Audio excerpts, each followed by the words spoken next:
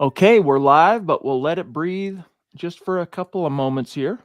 Hope everybody's had a great Memorial Day weekend, had some fun, cooked out did some fishing, some boating, some hiking, some camping, spend time with family, friends. Hope so. Welcome in, everybody. It's the Mile High Huddle podcast. I'm your host, Chad Jensen, and with me is my fellow football priest working on a holiday. You know him, you love him, Zack Kelberman. Zack, it's hard to call it work. People shouldn't feel too bad for us when we get to do something that we'd be doing for fun anyways. So don't feel too bad for us. We're here and having fun. We got a smile on our face. But, dude, how are you doing? I'm doing good, Chad. And, working on a holiday, it's what we signed up for. We've worked Thanksgiving, Christmas Eve. This year, we're working Christmas night with the Broncos Chiefs game. But like you said, it's not work. I love doing it. And I'm excited to be here talking to everybody once again. Amen to that. And some hellos before we dive into things. I mean, it is Memorial Day. David McElrath, the Papa Bear. What's up, brother? Great to Thank see you, you. David. Good evening, Broncos country. Hashtag 13 and 4 plus. I love it, dude. Plus meaning we're going deep into them playoffs, baby. But because it is Memorial Day, I mean, I don't want to turn it toward like morbid town, but just in the spirit, Zach, of celebrating some of the Broncos in recent canon who are no longer with us. I mean, Demaryius Thomas, for example, comes to mind. You mentioned it.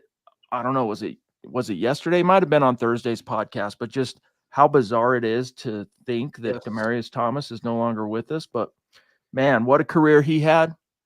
Second leading receiver all time Broncos history. And if it weren't for the phenomenal Rod Smith, he probably DT would have exited the Mile High City as its leader. But what's it been? 4 years, Zach, since he passed? Three I think years? so. Yeah. I mean, Chad, if he would have just kept going, he could have been a Hall of Famer. He had that level of talent. And I meant it when I said it a couple days ago. I can't wrap my head around the fact that we lost DT, that we lost Darren Williams. It's been even longer, but that was such a senseless tragedy that, you can't really cope with, even if it's a sports figure. So RIP DT, RIP Darren Williams. We all miss you and still think about you. It'll be 4 years this December. So he passed December 9th, 2021. That's right. And it was exactly, not exactly, just under 2 weeks from what would have been his 34th birthday. He's a Christmas baby.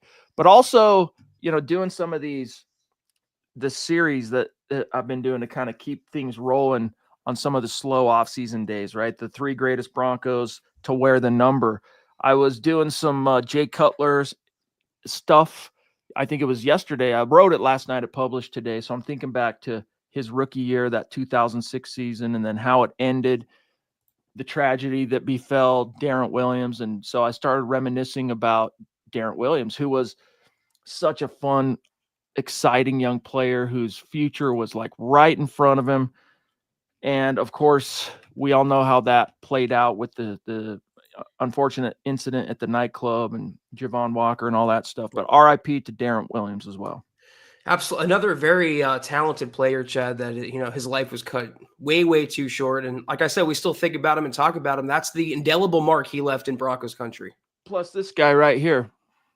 And then we'll get to some contemporary topics and news. But this is the guy they called the franchise, Floyd Little, no longer with us, passed away a few years back due to cancer. But this is the guy that kept basically the Broncos in Denver almost by sheer willpower in the 60s. I mean, that's being a little hyperbolic, but nevertheless, without him, I shudder to think what the future would have been for the Broncos. But yes, fun to kind of share memories, reminisce, Memorial Day, and also got to say hats off to those of you who have served and all of our Yeah. veterans. We remember you and give thanks and just shout outs on this day. Yeah, anyone who has or is, thank you so much for your service. Genuinely from the bottom of our hearts, thank you. We got the Geo Reich, George Vandermark in the house. Thank you, Jumping George. in with a super chat. This is Thank one you. of the legendary OG super chat superstars. I'm sure you got us up on the television, so give our best to Jazzy. Hope you guys are having a good night. Thank you so much, my brother, for the super chat saying good evening, friends in Broncos country. Zach, tomorrow we actually we have some stuff happening. Like Thank It's God. been a very quiet, I'd say 3 or 4 days, right? Like, and you kind of expect that on a 3-day weekend, a holiday weekend like this, but the Broncos voluntary minicamp, the first of 2, kicks off tomorrow. And kind of interesting this year as a reminder, the Broncos, Zach, are only holding 6 total practices. They're one of the few teams that chose to condense their offseason to 6 practices instead of the allotted 10. They could have chosen to have 10, but they're only going to do 6. So 2 this week, 2 June 3rd through the 5th, I want to say, and then 2 for the mandatory minicamp later on in June. Yeah, 10 through the 12th for that. And I like the approach that Sean Payton's going with, because there's only so much you can accomplish with these OTAs, voluntary or mandatory. I think he's trying to gear up for training camp in the preseason and keep his team as healthy as possible, which I support. Yes, indeed. George, dude, so good to see you, big dog. But Zach, on this doorstep, as it were, of the OTA March continuing, I mean, the 2 funnest parts, I guess rookie minicamp's fun because it gives us our first kind of exposure to the draft class. But this is where I guess OTA's offseason doesn't really ever get all that serious, but this is where things begin to really get interesting. I wrote an article today, Zach, 7 burning questions on the doorstep of Broncos minicamps. And while it might be a slight hyperbolic lean in there on burning questions, 7 questions. We'll just call it 7 open questions. And I want your thoughts on these, Zach, and I want everyone else's thoughts. So make sure, guys, that you're sounding off in the chat. We want to hear from you. But the first one is, Zach, my question to you, who gets paid and when? Because you have Zach Allen still in the win, Nick Bonito, Cortland Sutton, Luke Wattenberg. So 4 starters plus a number of other players in a contract year. Other starters, including like John Franklin Myers, Alex Singleton. So how does this shake out? We get asked this often, but being that it's the first question in the article, your thoughts? I think it's between Cortland Sutton and Zach Allen for me, Chad. One on offense, one on defense. I only say Sutton over Nick Bonito because he's Bo Nix's best and most proven offensive weapon and part of his supporting cast right now. So I don't think Sean Payton's in the business of subtracting from that. I think he'd like to add to it. So Sutton's a priority, and Zach Allen does all the dirty work on the defensive line, Chad. He makes life easier for Nick Bonito, for Jonathan Cooper, for the secondary. He plays like 1 billion snaps a game. So I think he's deserving of his payday. I kind of vacillate back and forth on the whole Bonito issue, although I still err on the side of get it all in place, kind of have it sketched out what it's going to be, but wait before you offer it. Let's see how he performs in the first quarter of the season. And if it's looking like he hasn't lost a step, that he hit the ground running off of that All-Pro 2024 campaign, pay that man. But the only reason I vacillate, Zach, is who was it that was it Trevor Price? I'm trying to remember the former Bronco that's like, yo, get him paid now because he's only getting more expensive. Just the idea that the longer you wait, if he ends up being the guy you're hoping he is, and he shows out again early in the season, price tags can only climb, basically. But things being relative, I'm still wanting a little bit of assurance he wasn't a one-year wonder. And we have that assurance, I think, already with Zach Allen, who's proved it 2 years in a row. And he wants in the neighborhood, Chad. This was a couple months ago, so ancient history in NFL terms, but he wanted 25 a year annually. Yep. And if they keep waiting, that price tag is going to go up and up and up. So of the big 4 they have that are extension candidates, I would, urge George Payton to get at least one of those done. We've got the Ronk checking in, six further questions that we're going to get to here, but just giving a salute here to the Ronks, who's jumping in saying, good evening, Chad and Zach on the Mile High Huddle podcast. Go Bo Broncos. So good to see you, brother. It's not officially an MHH pod unless we've got Ronk in the house. Like, that's just the way it works. But guys, listen up. Underdog is one of the best places to make picks during playoff basketball. While they score buckets, you could score cash on Underdog, a leading place to make all of your sports picks, and you can play now in your state. Underdog is one of the leading sports apps. It's right there for you. Millions of fans already won billions making picks on Underdog. So you got to ask yourself, will you be next? Their app has over 100,000 5-star reviews and, Zach, millions of players. And to play, choose whether a player will go higher or lower on one of their stats like points, assists, and so much more. Playing an Underdog is a layup. Just download the app, then pick higher or lower on player stats like points, assists, rebounds, and more. Whether it's the NBA playoffs or Major League Baseball, Underdog has what you need to get in on the excitement and win money. You can play with as little as $1, and if you get everything right, you can win up to 1,000 times your money. So turn $1 into $1,000 just with your sports knowledge. That's right. I've had so much fun playing Underdog and winning money while watching sports. I mean, that's a slam dunk, baby. So download the Underdog app, sign up using our promo code MHuddle to unlock that special offer of up to $1,000 in bonus cash when you make your first deposit. Join in on the fun when you sign up with our promo code MHuddle and claim your special offer today. Get that $1,000 up to in bonus cash instantly upon first deposit. Must be 18 plus, 19 plus in Alabama and Nebraska, 19 plus in Colorado for some games, 21 plus in Massachusetts and Arizona, and President of State where Underdog Fantasy operates. Terms apply. Void in Colorado. Concerned with your play? Call 1-800-GAMBLER or visit ncpgambling.org. Arizona, call 1-800-NEXT-STEP or text NEXT STEP to 53342. New York, call the 24/7 Hope line at 1-8778-HOPE-NY or text HOPE-NY. Taylor jumping in with the super chat. Thank you, pal. Great to see you tonight. Hope you've had a great Memorial Day weekend. How much do you think Bo Nix plays in the preseason? Go Broncos, MHH for life. What do you think, Zach? I don't think as much as last year because there's less to prove. He's QB1. He has the job sewn up. And like what I said with OTAs, the only thing you'd be doing is risking injury or something bad going awry. So I think he plays sparingly a little bit. We'll see him the first game and then a lot of Stidham and Sam Ehlinger at that point. Yeah, what's the new dress rehearsal game? The second game. The second game is the new third game. So back when there were 4 preseason games, it was always game 3 that, like when Peyton was here, for example, he'd play the whole first half in the first possession of the third quarter just to get in that rhythm of playing a full half, cooling off at halftime, and then having to get your dander back up in the third quarter. But since the pandemic and the NFL changed the slate of games down to 3, Zach, usually that teams use that second game now as their version of the dress rehearsal, but you can't even really call it a dress rehearsal anymore. Like no teams are really playing starting units, Zach, through the full first 2 quarters and into the third. But I think really you'll see him in the second game, and that's probably about it. You got Stidham, you got Ehlinger, you got who's the other guy they brought in, Zach? Or was that just a tryout? Either way, give those guys runs at, proving themselves and getting some tape out.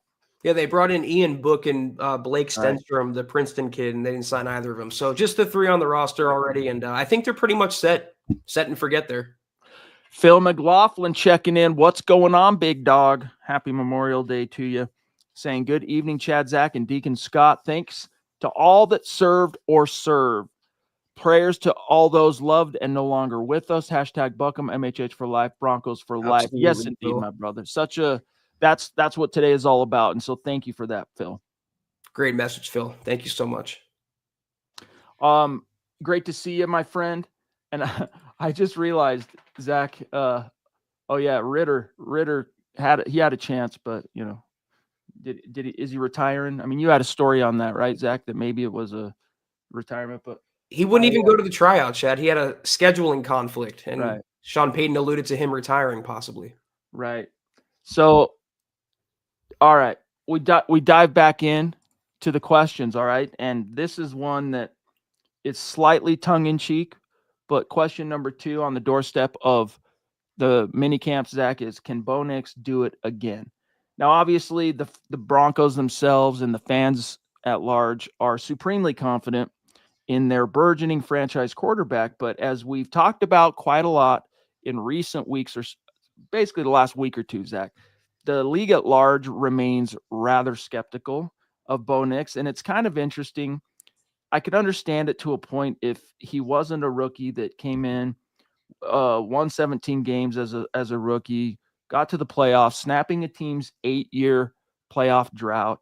But he also, Zach, set multiple franchise and league records along the way. And if you didn't have the presence of Sean Payton, I could see how some people might go, well, kind of like in the spirit of the same thing we're talking about with regard to Nick Bonito, like, hey, I want to see it one more time. I want to see hints of it again. at least before we fully jump on the Bo Nix bandwagon. But look, dude, outside of the injury bug, and I'm touching wood as I say that, Bo Nix there's no reason to expect Bo Nix to fall prey to the traditional sophomore slump. And again, returning most of his weapons, returning that offensive line. But the real critical factor here is Sean Payton Zack. Yeah, and finally having a running game with the addition of RJ Harvey, getting a tight end safety blanket with Evan Ingram, Chad. I mean, we'd have to define what it is for Bo to do again. But to go back to the playoffs, I don't see why not.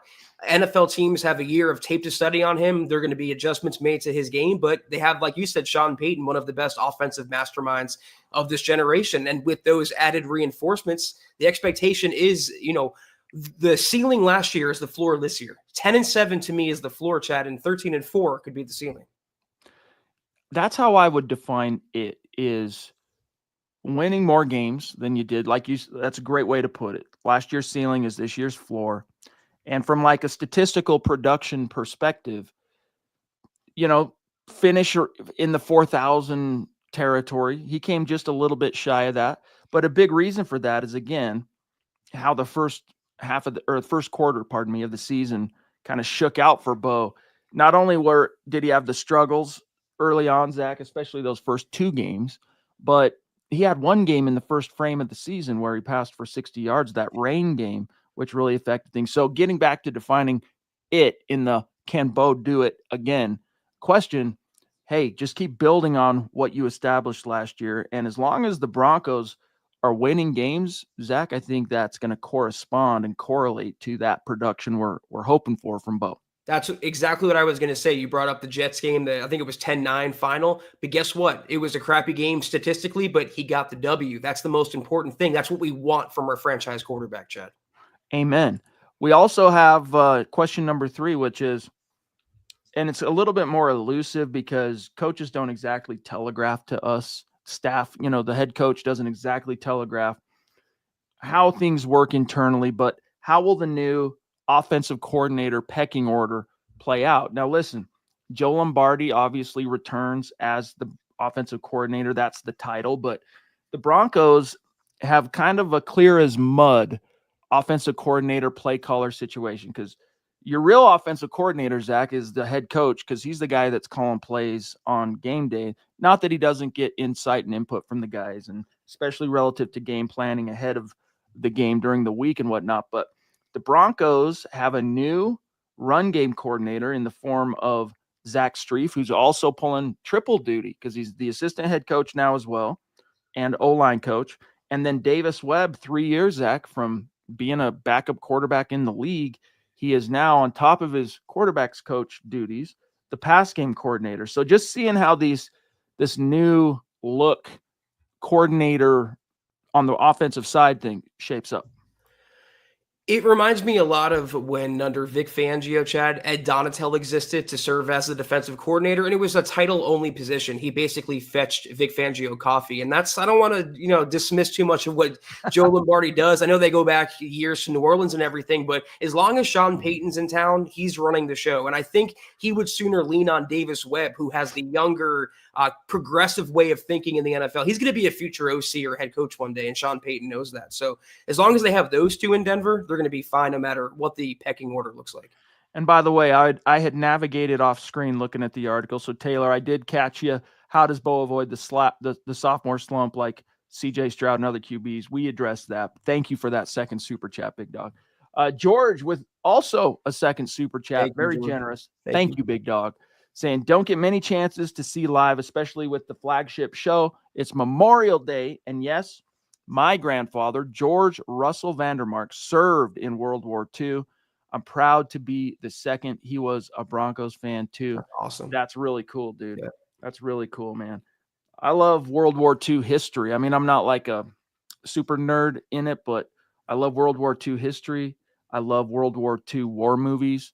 And just recently, there was a new one that it's not new. It's new to me, but I guess it was a Tom Hanks World War II era. What's it called? Greyhound, where he's like gets command for the first time, and he has to cross the Pacific, I want to say, or maybe it's the Atlantic. The Atlantic. He's trying to cross the Atlantic with a fleet of U.S. ships, and they're being hounded by what the description of the film calls a wolf pack of German U-boats. And so I started watching it. I'm not all the way through, but so far, really good show. God bless your grandfather, George. That's awesome. Appreciate you sharing that with us. So rad, dude. Absolutely. Okay, Zach, we turn back to question number 3, which is RJ Harvey ready for the RB1 duties?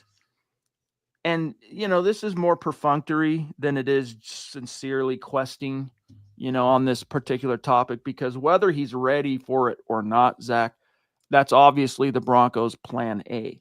But how are you feeling about Harvey relative to being this team's RB1, especially considering incumbents that he's got to measure up to and separate from, like Estime, McLaughlin, Bidet? I think ironically in Sean Payton's offense, it's easier for a rookie running back to assimilate, if only because there's not going to be just one guy. Sean Payton loves himself a committee, a dual backfield Chad, multiple fresh legs, all deploying during the game. So I think he genuinely wants to see what he has in Estime, what he has in McLaughlin, what he has in Bidet and Watson. But Harvey will be leading that pack. And as the RB1, he'll get the lion's share of the carries, but he doesn't have to deal with the pressure of being the guy, the Derrick Henry, the Saquon Barkley right out of the gate. What's up, Albert? Great to see you 2 nights in a row, brother. Happy Memorial Day to you and Michelle. Hope the family's doing well, my brother. And we got Pearl in the house. Hey, Pearl. Mike Thompson in the house. What's up, buddy? Glenn Ashley's in the house.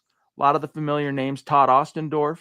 Let's see. He had a question. I'll find it here in a minute. But Zach, I feel really good about RJ Harvey, and those who were concerned about his size and he doesn't have the size to carry the load. Well, first of all, he is 5'8", 205 pounds. Look at him next to Ashton Genty, and minus the dread, Zach, you might not even know it's a different guy. Like if you looked at them from behind, standing next to each other, Harvey's quads might actually be bigger. I don't know. There's that one picture from the rookie summit or whatever they call it, where they're standing next to each other. You got 2 guys from 2 rookies, I think, get selected. It's an NFLPA event. I'm getting the name of the event wrong, but the rookie, we'll just call it the rookie summit. I'll see if I can find it, but there's that shot where they're just, Harvey's here. There's one guy in between them. Then there's Ashton Genty. And from a size perspective, they're almost identical, Zach. I'm not too worried about him holding up, Chad. Again, he's built for the NFL, and they're going to have a committee approach. He doesn't have to worry about getting 30, 35 carries a game. That's not how the NFL works. That's not how a Sean Payton offense works. What's up, Keith? Yes, we made it for a Memorial Day podcast. It takes some serious factors for us to miss a stream. It really does, including holidays. It's only been the last couple of years, Zach, that we haven't, even if there's not a game, we're going Christmas Eve if we're up, or, Christmas Day, Thanksgiving. We've taken it a little bit. We've been a little bit more choosy on the holiday thing the last couple of years, only because, I guess we kind of can, but we try to be here available through hell or high water, guys, whether it's the depths of the off season. And look, none of our competition does it. Who else is streaming or podcasting or broadcasting on Memorial Day? Nobody. We are, because we love you and we're sick freak maniacs. Ronk says, my dad served in the Army. My brother John served in the Army. His son Aaron is currently serving in the Army. God bless him. I came from a military family. That's really cool, bro. I can't say that my family is super, has a big history of military service, although my grandfather, my dad's dad, served in the Air Force in the Korean War. My wife's family, on the other hand, she's basically so there's 5 kids. Wait, 5? No, sorry, 6 kids in their family. Okay. Her and her sister were the only 2 that didn't serve, and her dad served. And so big military family. I got nothing, but if I could go back in time, and I even tell my sons, hey, because not everybody wants to go to college, and I'm not offering any advice on the subject per se, Zach, but I tell my kids, like, hey, if college, and I've had to have this conversation with two of my sons, but hey, if you don't want to be a college guy, it's either go learn a trade, go to trade school, or join the military. And so far, they've taken the trade school route on that front, Zach. But military, if I could go back in time, I'd strongly consider it. Seriously, I would strongly consider either Navy or Air Force if I was 18 all over again. Yeah, I totally get that. And I have the utmost respect to anyone who has served or is currently serving. Thank you so much, Michael. God bless your family. Thank you so much for sharing that with us. Patrick, what's up, bro? Aloha, priest. It's a beautiful day. I bet it is. I bet it is. I mean, it's a beautiful day in the Rockies for what it's worth, but I bet it's even more beautiful in your neck of the woods, my friend. Aloha, right back at you. Okay, Zach, moving on. Question 5. How is the new look receiver depth chart? How's it going to be reshaped? We know, for example, Cortland Sutton, barring some completely unlikely, improbable, unforeseen trade, he's going to be the number one receiver and Bo's kind of security blanket. But the rest of the pecking order at wide receiver, how do you expect that to shape up with new faces like the third round rookie Pat Bryant, the free agent acquisition Trent Sherfield, who is albeit brought in more for his special teams, but he's a receiver nonetheless? I think the main question, we know Cortland Sutton's the number one. We know Marvin Mims is making the team as the number 2 or the slot guy at worst. The only question to me is who wins the battle between Pat Bryant, Devon Vele, and Troy Franklin? Or more specifically, I think it's Devon Vele versus Pat Bryant. Who comes out on top? I think maybe because Vele has a year already under his belt, he might have the upper hand. But Pat Bryant was a third-round pick. Sean Payton loves him, called him the future Michael Thomas. So I'm really interested to see over the course of the summer how that battle, takes shape, Chad. If I had to project it right now, I would say the 3 guys first on the field are going to be Sutton, Vele, Mims, with Evan Ingram obviously as the tight end and at times big slot. But Pat Bryant is going to have a say in that. And so will Troy Franklin, because, he was a little kind of slower getting up to speed. The big knock on Troy is, hey, buddy, you've got that vertical speed. You can help us take the top off, but have you gotten any better at these? The over the shoulder catches. Yeah. So that'll be a difference maker for him this year. But that would be my 3 first guys on the field probably. But Pat Bryant, we got to see how he shapes up. Really training camp, but we'll start getting an inkling of that this week because the rookies and the vets together really for the first time. But even in specialized packages, if you throw Brian on the field with Cortland Sutton, Ingram, and maybe Caleb Lohner, Chad, or a combination of those players, just skyscraping talented players for Bo Nix to target, that could be very interesting in year 1. Todd says, I'm about a month away from retiring from the Army. Whoa, dude, that's amazing. It's been a good ride and always proud of my service. Thank you for your service, my friend. Seriously. God bless you, Todd. Honor you for that, and congrats being a month out. That is so cool, big dog. Grover jumping in with the super chat. Great to see you, bro. He says, evening priest, fresh back from the Mile High City.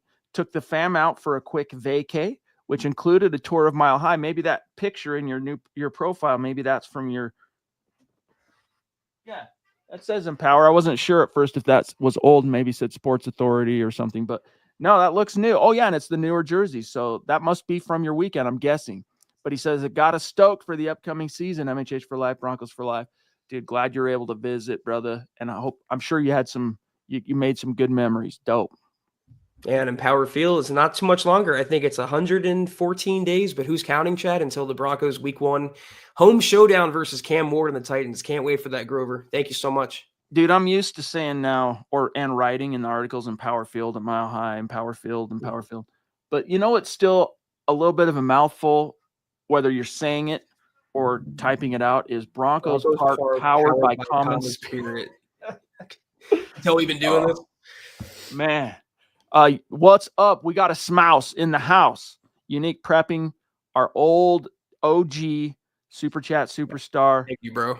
Great to see you, big dog. He says, happy Memorial Day. Support all veterans. By the way, your boy got monetized on YouTube, and I'm about ready to plant taters. Love you guys. We love you too, big dog, and congrats to you on that. that's an accomplishment. That's an achievement. It's not easy getting a channel to qualify for the YouTube partner program. So congrats to you on that, my friend. That means that you not only have the subs, but it also means, Zach, that he's got the watch time and the publishing frequency and all the other little metrics now that are required to get monetized. When we first got monetized, really it all came down to subs. Like, did you meet the subscriber threshold? If so, they would notify you and go, hey, you just hit this many subscribers. I think it was 2,000. Apply for the partner program, and we did, but it's a lot different now. So good for you, big dog. What an accomplishment. Happy Memorial Day. Yeah, he's got the subs. Now he's about to get these dubs. Appreciate you sharing that. And let us know how those taters turn out. Amen. All right. Glenn says, I come from 4 generations of military. Great-grandfather served in Great-great-grandfather served in World War I. Grandfather and his brother, World War II in Korea. Australia have been allies with the USA a long, long time. That's right. Very special day commemorating those that paved the world we live in with their sacrifice. Well said, bro. And thank you for sharing that. That is really cool. Albert says, I could have been a procedure soccer player, professional, I think is what he's saying, because I know this story, for one of the top 5 teams in the Netherlands, but the Dutch military needed me more. So that's why they call him the Mile High Dutchies. That's where he's from originally. So really cool, dude. And thank you for your service because, of course, Western allies of the United States for sure. Okay, I think hold on. Grover confirming. Yep, pics from the trip. That's my son in the Pat jersey. It was his birthday that day, and I learned there's 8 miles of beer lines in the stadium. Yeah, for sure. Okay, Zach, back to the questions. We're doing pretty good on time. We are about a half an hour in. A couple more questions to go. Not really much by way of news. I mean, we can get into more of the PFF shading the Broncos. Eric wrote about another one today. We can get into that because it is the off season, but let's get through these questions first, guys. Okay, so question 6, Zach. Will there be linebacker stability? So on paper right now, you look at a depth chart, a starting lineup of the Broncos defense, you go, whoa, it's hard to find a wrinkle. It's hard to find a flaw. But if you had to go to war, say tomorrow, Greenlaw's not out there, Singleton's not out there. So that still, for me, Zach, is a big question mark. As excited as I am for Greenlaw, and I want to believe the Broncos when they say, hey, that quad injury that Greenlaw suffered in the offseason is not going to affect his regular season availability. Because of his history, I'm going to believe that when I see it. What are your thoughts on the linebacker sitch? Well, it's not great beyond the starters, Chad, but the Broncos are confident in Drew Sanders' ability, his future. They called him a potential starter in this league. You brought back Sternad for whatever he could offer. You have a couple undrafted players that you like in Kareem Reed and Johnny Walker.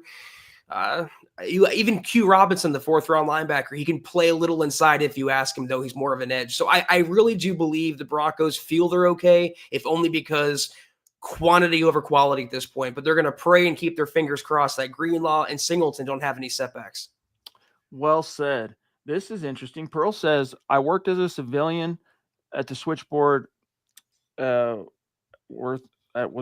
Brooklyn, New York City during the Vietnam War, lost a boyfriend in Vietnam. I'm sorry to hear that, Pearl. Fort Wadsworth. Thank you for sharing that. That's really cool. And I'm so sorry to hear that. RIP. That's terrible. And as Todd says, thank you for your service, Pearl, and to your husband too for his civilian service still counts, and you also serve as a spouse. Amen to that. Zach, linebacker stability. If everything lines up, I mean, we had a story last week. Singleton can't wait to show up tomorrow, and he's going to be fitted for his helmet. He's basically ready to get back on the field, according to him. Hasn't been officially cleared yet. That'll come, but that can't happen until he's back in the building and the doctors and the medical guys get a look at him. But Singleton seems to be more ready to rock and roll, man. I would like a legitimate update tomorrow. I haven't gotten the press release from the Broncos yet to know exactly when the media availability is going to be. But whether it's tomorrow or the next day from Peyton, I would like to get a little bit of an update, progress report on Dre Greenlaw. Yeah, I mean, I think the indications is that he'll be ready for training camp, the preseason, the regular season, as long, again, I'll knock wood, as long as he doesn't suffer any setbacks.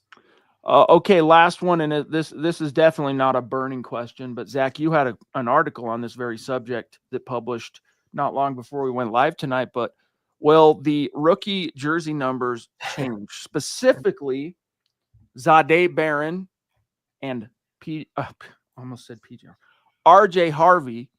What do you think? Yeah, Barron says it's just for right now. That's the quote that I dug up after rookie minicamps, and he goes, "If I have to wear number 12, I'll wear number 12 and make the best of it." But he's kind of just not getting too comfortable with Paxton Lynch's old digits, Chad. So I don't know what he really wants. He wore 7 in college. Can't have that in Denver, as we know. So we'll see what happens there. I do think that'll change before RJ Harvey does. What did he wear before? Hold on. He wore a different number before 7 at Texas. What numbers did Barron wear at Texas? Hold on. I got to remember. I could look it up in the images. 23, and then he moved to 7. So 23 is locked in, though. I mean, Estime is a virtual lock. He's the new 23, right? He's 23. He was 37, like Harvey. Right. And then after the cuts, this and that changed to 23. Yep. So I don't think we know he's not getting 7, Barron. That's retired. He's not getting 23. I want, like you said, what number is it that he's hoping for? I wonder. We went through the list last week. I think it was the available numbers for the Broncos. It's not a lot to choose from. Yeah. I'm just for a refresher. I'm just going to take a look at the numbers in the 20s real fast. You could pay off like Michael Burton for 20. That's true. What does he care? You know what I mean? He's a fullback. Be happy to have a roster spot. Riley's not changing off 21. Brandon Jones isn't changing off 22. We already covered Estime. Joshua Pickett and Blake Watson currently both have the number 25. So if they don't hold on to Blake Watson, that could be an option. Devin Key is 26. I love 26, but mostly for running backs. The Clinton Portis thing. I think of Darian Stewart. Yes. Yeah, Darian Stewart. I don't know. Just Clinton Portis those first 2 years, dude, 26. Before that, Bobby Humphrey rocked 26. So it's kind of been a running back number in Denver. 27 is Damari Mathis, Zach, and there's a chance he could be bumped off the roster for what it's worth. That one would make sense in terms of availability. If it's there, Barron going, hey, I get the 2 from 23 and I get the 7 from 7. If Mathis somehow doesn't survive, I could see that. And then Baday's at 28, Zach. So he's another guy that might not survive. That could be a possibility. And Jaquan McMillan, he's another guy. Could he get traded? He's not going to get cut, but I don't know. That's pretty much it. That's it for the 20s. Yeah, I'm not too big on what number they wear as long as they're a good player, but he would look pretty good in 28, I feel like, Chad. That would suit him pretty well. I'm just real quick. So refresher on the single digit numbers. Jonathan Cooper 0, Evan Ingram 1, Surtain 2, Will Lutz is 3. There's no 4. He could have taken 4, but he didn't take 4. 5 is Trent Sherfield. PJ Locke is 6. 7's out of the question. Jarrett Stidham is 8, and Hufanga took 9. Then you get to Bo at 10. 11's available, Zach, but he didn't take that. He took 12. So I don't know. We'll see. It's kind of fun. Don't go buying your rookie jerseys quite yet. Hold off on it till September is my advice. Patrick, I completed my golf challenge for Stop Soldier Suicide. Wow. Anybody finds salute to service jerseys or t-shirts, I would love to know. Thank you, Chad and Zach, dude. That's really cool. Props to you for that, my friend. Yeah, awesome, Pat. Thank you so much. I got to plug it, lioncoffee.com, the best coffee around. Appreciate you. Phil says, what numbers are retired? Off the top of my head, 7, 44, and 18, which is, of course, Elway, Tripucka, and Floyd Little. I think that's it. Let me double check something here. Hold on. I got to make sure I'm not overlooking one. Yeah, that's it. That's it. So 18, look, if you're iconic, you might be able to go to a guy like an Elway. And if you've already had some bona fides, kind of like Peyton Manning did, went to the Tripucka family and said, "Can I temporarily rock 18, bring it out of retirement?" And they were like, "Dude, you're 4-time MVP, most all time at the time." And then he became in the 18, the only quarterback to win 5 at the time, or the only guy to win 5. But Barron Zach, although he's a first-round pick, he ain't making that call to John Elway to ask for 7. That's just not happening. And even if he did want to, I don't think the PR people would advise him to even try that. I was going to say sometimes all you got to do is ask, like in the case of Philip Lindsay, who asked Terrell Davis if he can wear his number and also do the salute, and he gave him his blessing. But I think Elway, that number is very protected in Broncos country, and he doesn't want to share that with a rookie defensive back. Plus, the only reason Philip Lindsay was obliged to call and get the blessing from TD wasn't because the number's retired. It's not. It was rocked before him by David Bruton as a safety, but because he's a running back. Hey, can I wear your number? And he got the green light. Only undrafted player in NFL history to rush for 2,000 yards in back-to-back seasons. Only undrafted in the first 2 seasons. Only undrafted running back ever, Zach, to be a starter on the Pro Bowl. I mean, Philip Lindsay, man, he flashed hot. It was over fast, but man, he was a stud. We've had a couple players on this pod, Chad, that we wonder what could have been with the Broncos, and that's definitely one if they would have just committed to him. But we have the memories. Yeah, Scott says, by the way, Barron knows 7's not available. They asked him about it. He knows. Yeah, for sure. But yeah, players that we'll always wonder in recent canon, I'll always wonder slightly about Drew Lock, Zach.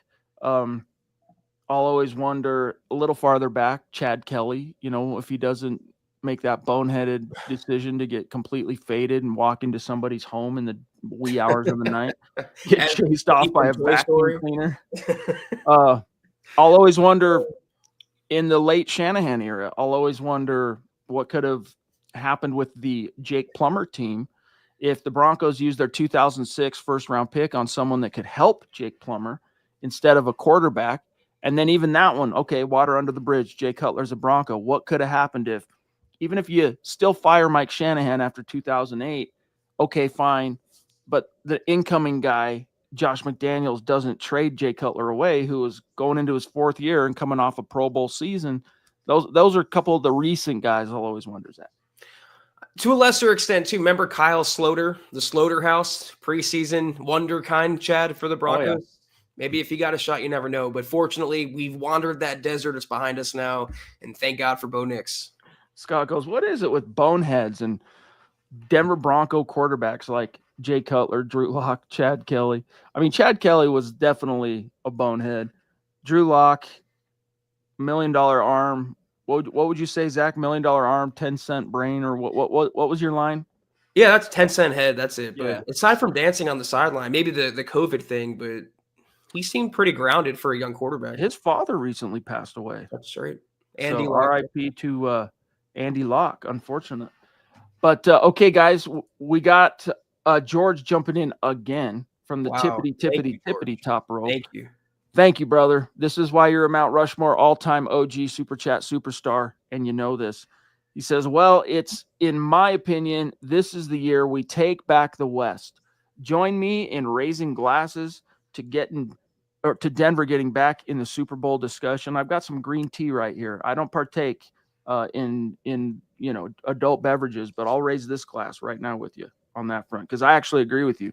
I think this is the year, Zach. I don't have a glass, but I'll raise a water bottle to the Broncos. Amen to that. Baby. But Zach, who was it? You had an article. By the way, I was just going through some Facebook metrics. That article I'm talking about, Broncos predicted to overtake the Chiefs. I don't know if you saw this. It's got 3.6 thousand likes on Facebook and hundreds of shares.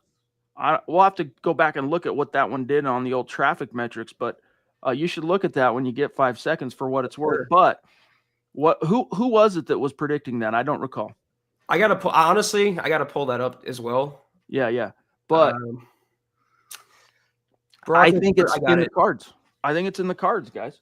It was NFL Fox Sports's Henry McKenna. He predicted the Broncos to win the AFC West and then beat the Chiefs in the playoffs before losing to the Bills in the divisional round. So, boy, oh boy, Denver will be on fire if that happens, man. I hope he's right. And I do think, in terms of whether or not they beat the Chiefs in the playoffs, if they end up going head to head and all that, who knows? But I do think that the times they are changing, Zach, in the AFC West, the Chiefs, the harbinger of that, in my opinion, is twofold. One, you have Bo Nix and Sean Payton. Sean Payton finally got his guy, and he's armed, with a top 5 defense, which that's really a quarterback's best friend. They say it's a running game. Yeah, definitely in the friend group. But if you've got a top 5 defense, you've got the head coach quarterback combo, top 5 defense, weapons that are growing and being stockpiled around the quarterback. So that's the one fold. The second fold is the harbinger of the Chiefs having the three-peat right there for the taking and just getting utterly cold clocked by the Eagles in the Super Bowl. I think it's a sign of the times, Zach. Listen, I'll still hold firm, Chad. The Broncos should have swept the Kansas City Chiefs in 2024. They walked into Arrowhead. The Broncos defense did their job. Bo Nix did his job on that final drive. If only Alex Forsythe did his job, they would have been 2-0 against KC. So the guard is turning. Yeah, easy on the slamming there, Bobby, by the way. All right, guys, we got a few messages for you. Then we're going to dip on out. Don't leave quite yet because we're going to look one more time at the chat. Tremendous Memorial Day edition of the Mile High Huddle podcast. If you're not doing so, please follow us on Twitter at the MHH Pod. You can follow the main account at Mile High Huddle, Chad at Chad and Jensen, myself at Kelberman NFL, and Scott, our producer, at Scout Kennedy. If you guys want some merch like we're rocking each and every single podcast, check out MHHmerch.com and get you some. If you haven't done so yet, please drop us a like at Facebook.com/Mile High Huddle Pod. You can find us on Instagram at Mile_High_Huddle. If you're listening on Spotify or Apple Podcasts, make sure you're leaving your football priest a 5-star review for a chance to win some merch each and every single month. But if anything, y'all, please subscribe, like, and share this video and every video you see on the MHH channel. It really helps us grow and reach more Broncos fans just like you. Zach, I'm scrolling. Okay, here it is. So 3.1K likes / reactions. 500 comments, north of 100 shares. That's Broncos predicted to win AFC West, beat Chiefs in the playoffs. So, let's go, baby. Let's go. Gets the people going. Amen. Okay, guys. Look, I think we hit on all the main topics we wanted to get to tonight. Todd, if Surtain is 2, maybe Barron wants 4. It's available. He could have taken it. He didn't, Zach. I don't know. I'm making sure I'm not wrong on that, but yeah, there's currently nobody listed as 4 in Denver. I don't think he wants to upset former Broncos legend Brett Rippon. Yeah. Or Case Keenum, for that matter. But if it was 2 and 4, like they'd form like Champ Bailey Voltron together. That'd be kind of exciting, Chad. Dude, how dope would that be? Todd, AFC West is back in force. 4 top coaches, 3 top QBs. Oh my. Top 10 QBs. Oh my. All right, guys. And Phil, last thing. It's very possible the Chargers may be the team we have to beat to win the West. It's true. They swept us last year. Let's not forget. Yes, the Broncos were one stupid block kick away from sweeping the Chiefs, but you have to throw in that as a caveat. And then there's even the other caveat, Zach. The one you did win was against the backups. So, that just is what it is. Meanwhile, in 2 meaningful games, Broncos came up short big in both of those against the Chargers. So, excellent point. But I know it's Harbaugh, but the Chargers, they just find a way to charge her, dude. But I feel you, Phil. Very apropos. If Raleigh Moss was healthy, I wonder how that second Chargers game would have went. But we'll settle it on the field this season, Chad. All right, a Mile High salute, a special shout out to the great Super Chat superstars and supporters tonight, helping us keep the lights on. George with multiple generous Super Chats, the Papa Bear, the Ronk, Taylor Christensen, multiple supers, Phil, let's see, Patrick, much love and respect, Grover off his victorious trip to the Mile High City, Smouse, unique prepping, guys, I think that's everybody. So much love and respect. Thank you guys. Happy Memorial Day to everybody. Stay safe. No drinking and driving. Sure. Be smart. And Zach and I, we will see you on Thursday. Have a great start to your week. We'll be back Thursday to discuss Broncos OTAs. Take care, and as always, go Broncos.